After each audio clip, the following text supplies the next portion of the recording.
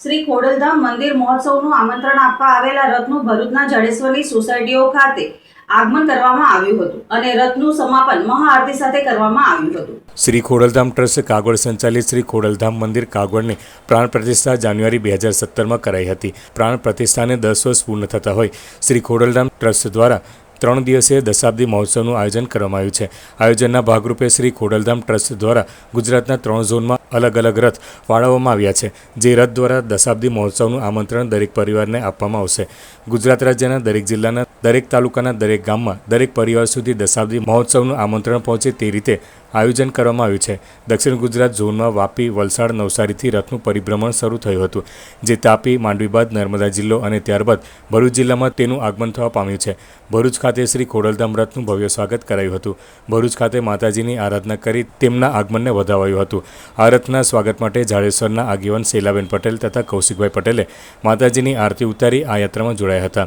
આ યાત્રાનું આયોજન જિલ્લાના સહકન્વીનર કાર્તિક ઘસડિયા, કન્વીનર પિયુષ પટેલ તથા ઉર્મીબેન વાનાણી તથા સમાજના આગેવાનો બહેનો મોટી સંખ્યામાં ઉપસ્થિત રહ્યા હતા। ખોડલધામ રથ ત્યારબાદ ભરૂચ, આમોદ, વાગરા તાલુકા તેમજ જંબુસર તાલુકામાં દશાબ્દી મહોત્સવનું આમંત્રણ આપવા પહોંચશે।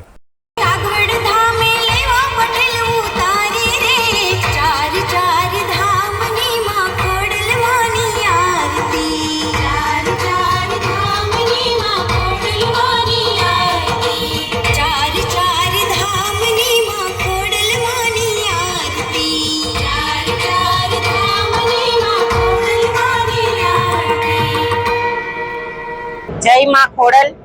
આજ રોજ ભરૂચ ખાતે દશાબ્દી મહોત્સવનું 19, 20, 21 જાન્યુઆરીનું ખૂબ ભવ્ય આયોજન કરવામાં આવેલું છે। આ આયોજનને લઈને આજે પૂરા ગુજરાતની અંદર ખોડલધામનો રથ પરિભ્રમણ કરી રહ્યો છે અને માતાજી ખુદ ઘરે ઘરે આમંત્રણ આપવા આવી રહ્યા છે, તો ભક્તજનો એમનો ભવ્ય આનંદ લઈ રહ્યા છે। ખોડલધામ એ માત્ર મંદિર નથી, પરંતુ સમાજની એકતા, સેવા અને માન સન્માન છે।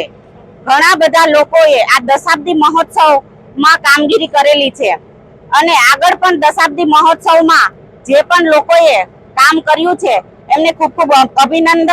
અને દશાબ્દી મહોત્સવને આગળ વધારવા માટે તમામ ટ્રસ્ટીઓ, ભક્તજનો અને જે લોકો સતત સેવા કરી રહ્યા છે એમનો ખૂબ ખૂબ આભાર વ્યક્ત કરું છું અને ખોડલધામના તમામ ટ્રસ્ટીઓનો પણ આભાર વ્યક્ત કરું છું। માં ખોડલ સૌને સુખ, સમૃદ્ધિ અને શાંતિ અર્પે। જય માં ખોડલ।